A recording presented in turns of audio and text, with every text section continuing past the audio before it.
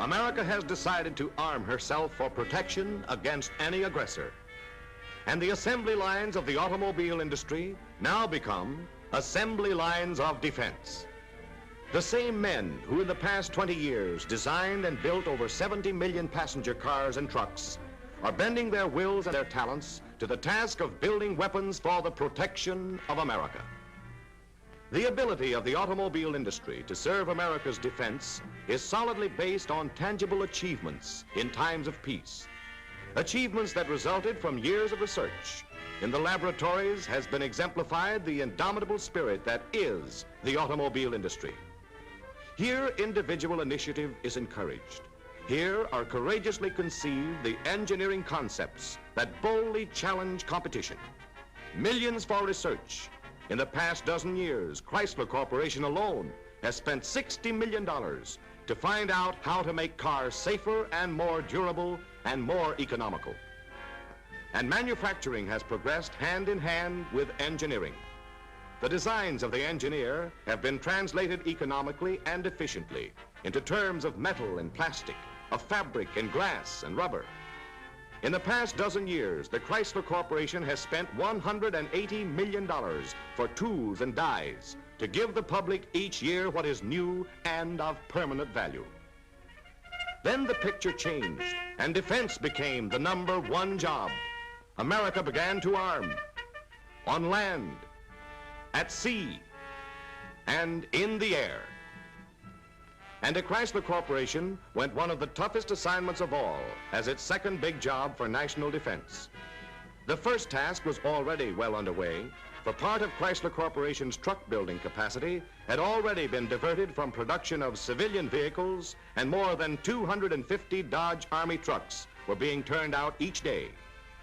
But no one in the United States had ever turned out giant 31-ton tanks in mass quantities. Such a task was a challenge to the men who over the years had been spurred on by our competitive American system of incentive and initiative to invent, to build, to achieve, to compete in producing better products. Backed by broad experience and research, they were ready to meet their nation's call. First, an arsenal about 5 city blocks long and 2 city blocks wide had to be constructed in Detroit. More than 1,000 new tools and heavy pieces of machinery had to be designed and built. Production problems entirely different from those met in automobile and truck production had to be worked out.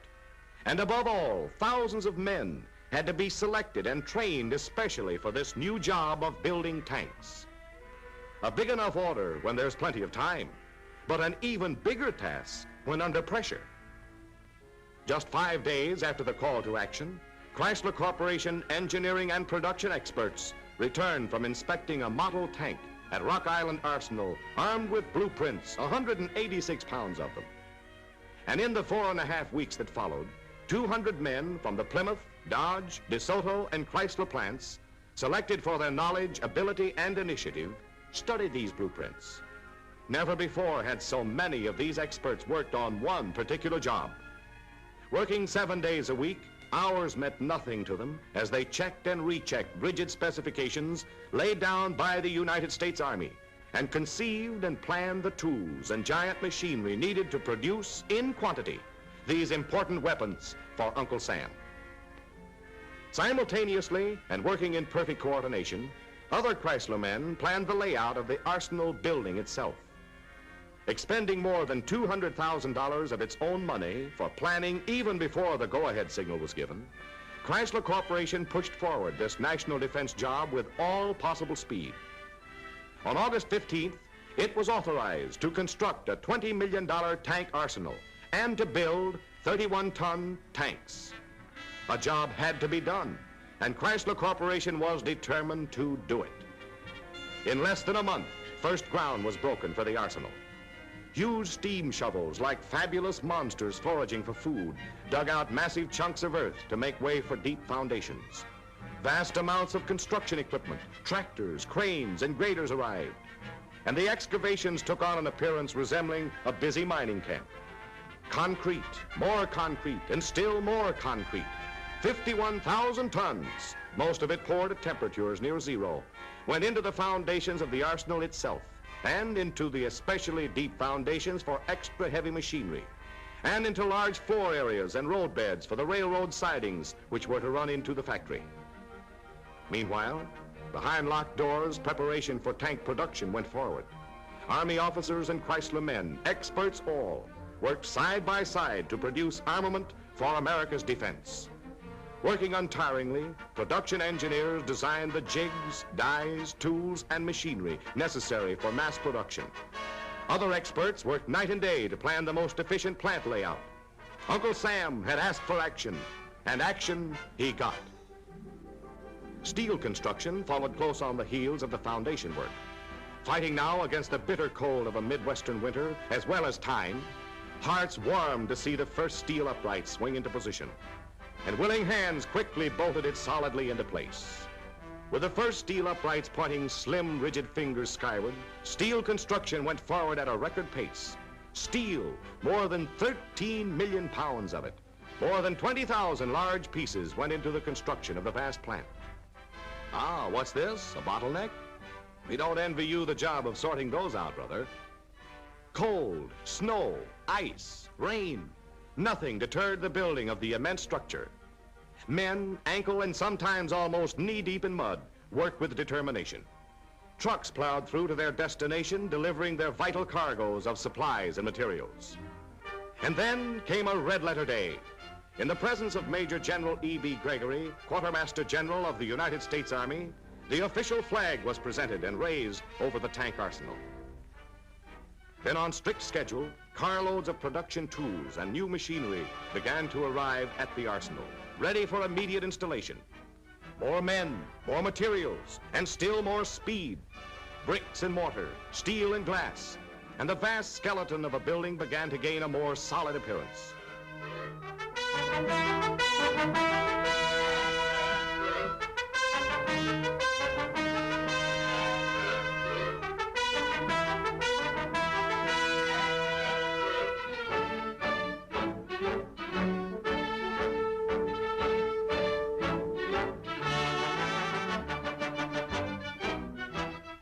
With wiring completed inside the plant, men hurried to finish the flooring, while high above them, fellow workers rushed to weatherproof the roof.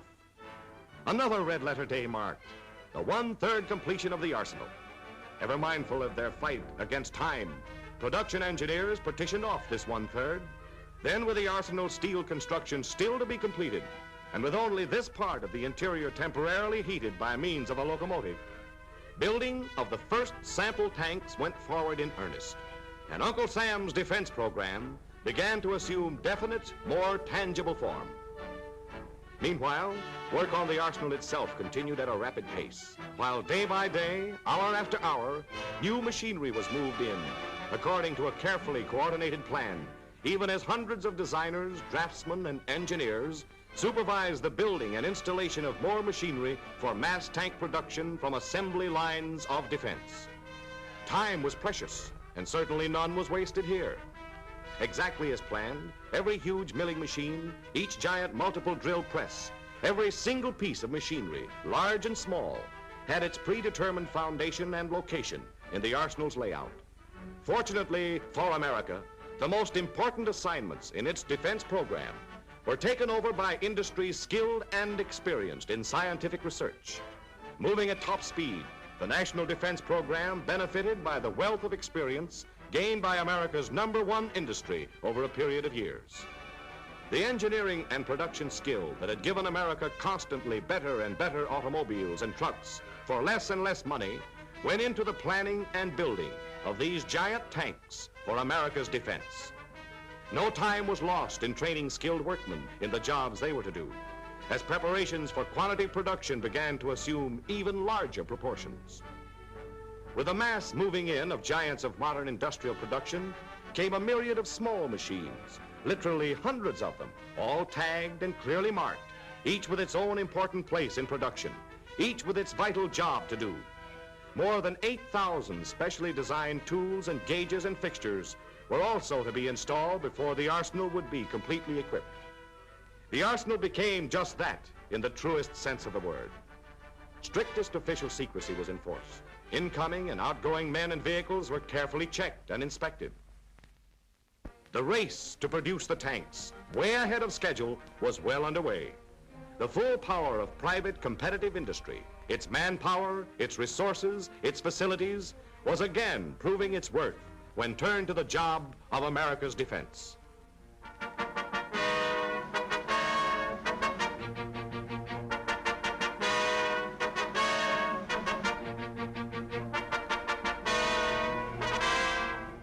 And the seemingly impossible became an accomplished fact. Where less than 6 months before had been only an open cornfield, now a huge tank arsenal was producing its first sample two-room tanks. Here was a crawling juggernaut of modern warfare, constructed of the world's finest armor steel, assembled by the very engineers and experts who planned its production, with a gross weight equal to that of a 5-room frame house. Its upwards of 35,000 parts were assembled with skill and precision. And nearby, number 2 tank, a second sample job, was also already well on its way toward completion. Here indeed was forceful evidence of industry doing a job for defense. Uncle Sam wanted speed and performance, and he got it. And the arsenal which was to produce them in the quantities required was a truly great monument to the spirit of American men and American industry. Here is proof that the spirit of freedom and private competitive enterprise is able to meet a challenge. Into this effort of first-line defense went the full skill and all-out energy of American men bound in cooperative endeavor to provide the world's finest arms and armament for our Army and Navy. The first crowning climax to this record-breaking achievement, the transformation of a peaceful farmland into a powerful arsenal for the mass production of tanks, was achieved with the delivery to the Army on April 24th of the first full-armed, ready-for-combat M3 medium tank made by American industry. In keeping with the spirit and cooperation that went into its planning and production, this first sample tank was presented to the Army as a gift from Chrysler distributors, dealers, and their salesmen, paid for with funds which they themselves freely contributed. At the presentation ceremonies, Harry Summers of Atlanta said, "I represent Chrysler distributors, dealers, and salesmen from all parts of the United States. When we first heard the news that Chrysler Corporation had undertaken to build tanks for our government, we wanted in some way to participate. We decided to ask to buy, with funds contributed by ourselves, the very first tank to be built here, and to present it to the United States Army with our compliments." After making the formal presentation over a national radio hookup, the thanks of the United States Army was expressed by Major General Charles M. Wesson, Chief of Ordnance, in the presence of Governor Murray D. Van Wagoner of Michigan, and many other high-ranking government, state, and Army officials. From specially built grandstands and other points of vantage, the entire assembly witnessed the first tank in action as it demonstrated its strength, maneuverability, and firing power. Pride of accomplishment surged in the minds and hearts of the onlookers as the 31-ton giant was put through its paces. Here was a giant weapon for streamlined modern warfare. Swiftly moving walls of tough, bullet-resisting steel, able to move over difficult terrain at better than 25 miles an hour. Mobile, flexible, fast. Military experts acclaimed these American Army tanks better than any similar mechanized war equipment. A mighty safeguard for our nation.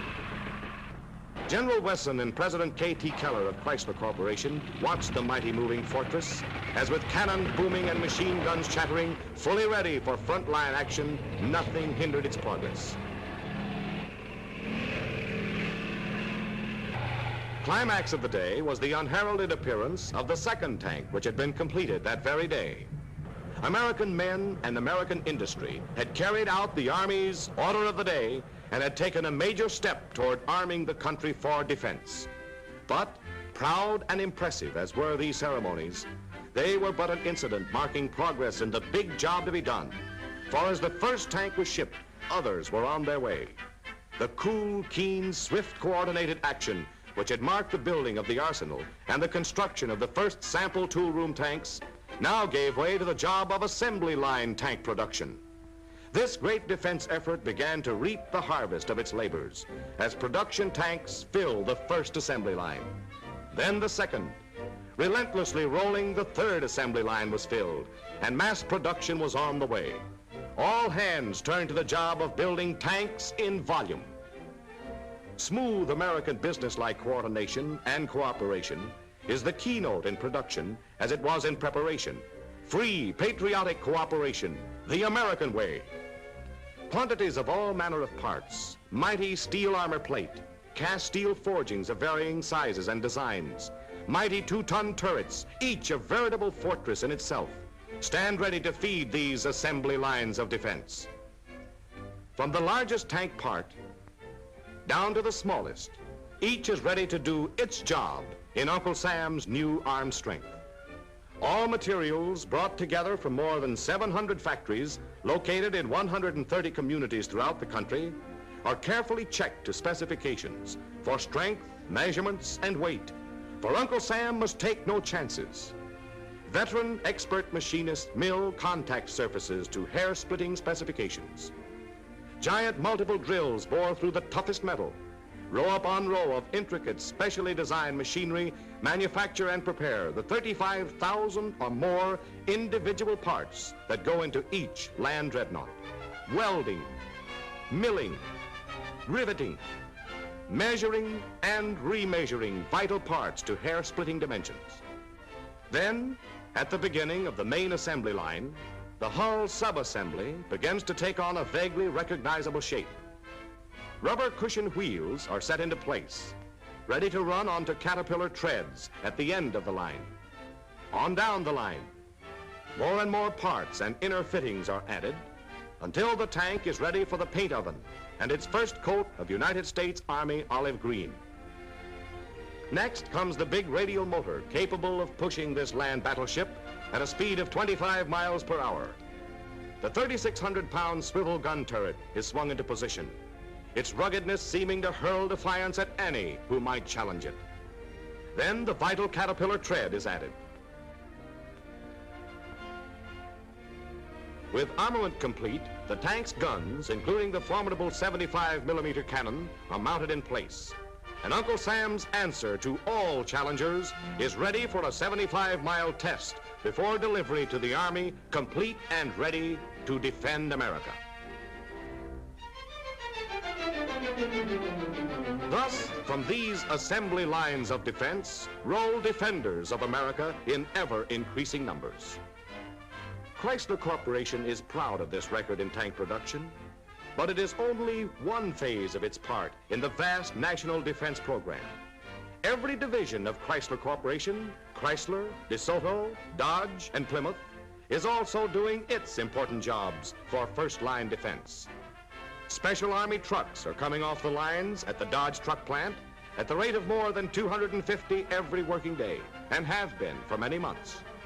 Aluminum alloy forgings for defense work from the new Dodge Forge plant. Parts for nose and center section fuselages from Martin medium bombers from Plymouth and all other Chrysler Corporation divisions.